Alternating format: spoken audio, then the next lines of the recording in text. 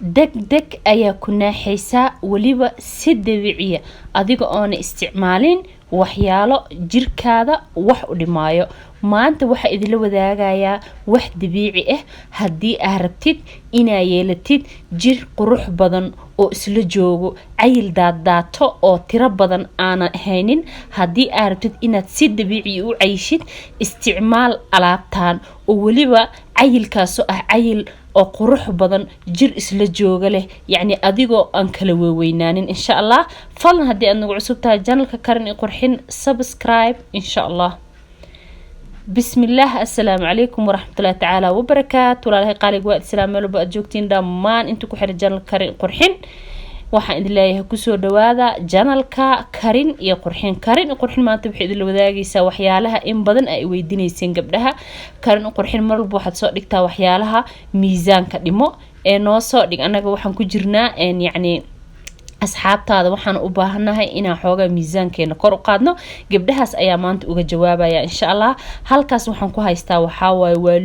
looska soo shiidan waa loos shiidan waaye halkaasna waxaan ku haystaa waa sisin biyo lala soo dhigay sintaas oo 6 saac ay biyo la taale 6 saac 4 saac 3 saac intaas dii biyo ku la taalo sinta way jilcaysaa kadibna way ku shiidmaysaa insha Allah kadibna waxaan haystaa timir ayadana 5 xabo ah halkaas waxaan ku haystaa waxa waaye waa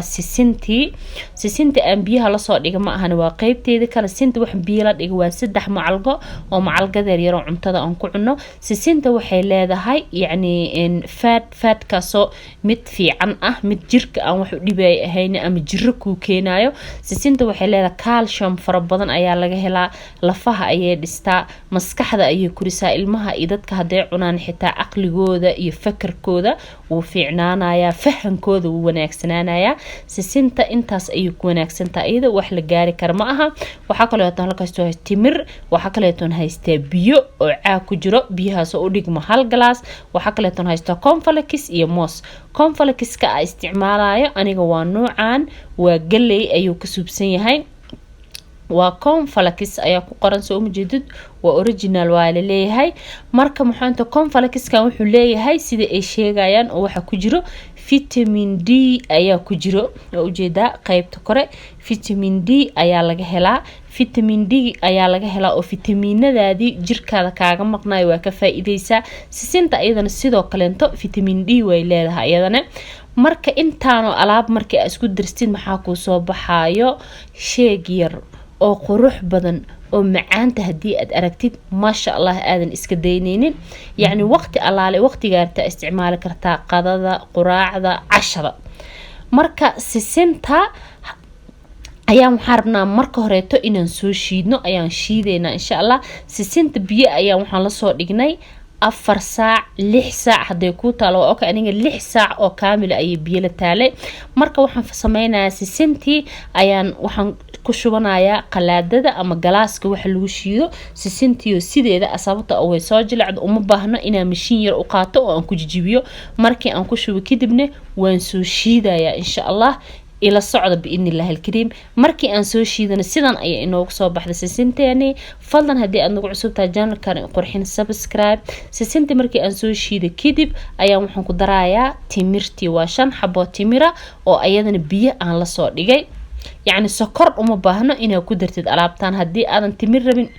malab ku darso labadooda ha isugu geyn ama malab isticmaal ama timir isticmaal yani sokorna malaha waa wax dabiiciya kaasoo jirkaado kor u soo qaaday hadii aad daciif aheedo isbuuc gudihiis hadii aad cuntid isbedel ayaa dareemaysaa insha Allah miisaankaada wuu cuslaanaya timirti ayaan ku shubay cornflakeski ayaan ku riday kadibna waxaan ku ridanayaa halkii xabo ee mooska ahaa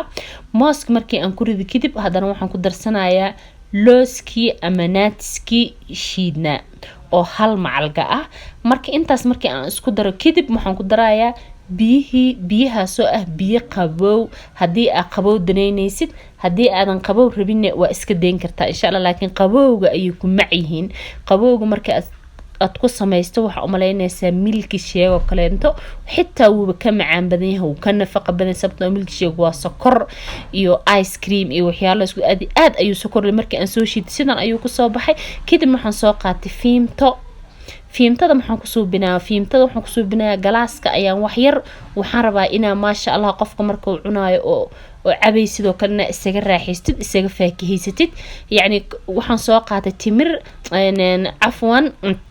fiimto kadib galaaskii ayaan ku warwareejiyay markii aan ku warwareejiyay sharaxaad yar ayaan ka rabaa inuu guduudkiisa xoogaa aan dareeno kadibna waxaan ku shubo kor aan uga soo shubay sheegi markaan kor uga soo shuban sidaas ayuu ku soo wada baxo ubrinaayo wada indhaha ah quruxda badan maasha Allah qofkii dhadhamiyo baa ka sheekeyn karo kadibna kor ayaan waxaan uga soo shubanayaa hadana wax yar oo maxuu ahayntood fiimta ah ayadana sidoo kale si aan ugu qurxista leh waa iska qurxisoo kaleento fadlan hadii ay markuu horeysa soo booqato janka kan qurxin subscribe hadii aad tahay dadkii iga soo codsanay ee dhahaayay noo soo geli waxyaalo fudud oo aan ku naaxi karno commentiga hoos insha Allah ayaa laga rabaa biidnillah alkareem usii share garay asxaabtaada la wadaag asxaabtaada caatada ah insha Allah siista caruurtiina maskaxda lafaha jirka dhammaan wuu idin dhisaa insha Allah malab lagu dhimanayo ayaa la sheegaa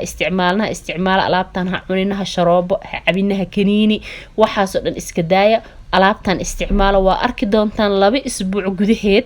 marka hore ismiisam isbuuc isticmaal isbuuca dambe hadana ismiisam hadee 2 kiilo 3 kiilo ku kordhi wayso beenan sheegay insha Allah waa run ana soo tijaabiyay waana wax la yaqaan insha Allah qofkii rabo oo miisaan dhimis ku jiro kaleenta asigan wuxuu suubinayaa yani cunto ma cunayo subaxii quraac oo kale ayuu ka dhiganayaa asigan wax ka daba cuneynin laakiin qofka rabo inuu miisaankiisa ku kordhiyo waxa way uu cunayaa hadana quraacdiisa ku cunayaa quraacdiisa kadib ama ka hor labada qadadiis kadib ama ka hor cashadiis kadib ama ka hor saas uu isticmaalaya laakiin qofkii iscaateen ku jiro ama inuu miisaan dhima rabo hal waqti bas oo isticmaalo waqtigaas oo ah quraac kaasoo oo waxna ka daba cuneynin waxna ka hor cuneynin hadii aad wax ka daba cunto ama ka hor cunto ama xilli qada ama casho aad cuntid ogow miisaana ku kordhaa insha Allah fadlan hadii ay taa mar labaad mar saddexaad mar afraad insha Allah oo aan channelka subscribe ku ahayn subscribe dheh beelka on ka dhigo like ta insha Allah si noogu soo biraan asxaab fiican sidii noo kale insha Allah una sii share garay asxaabtina biidnillah alkareem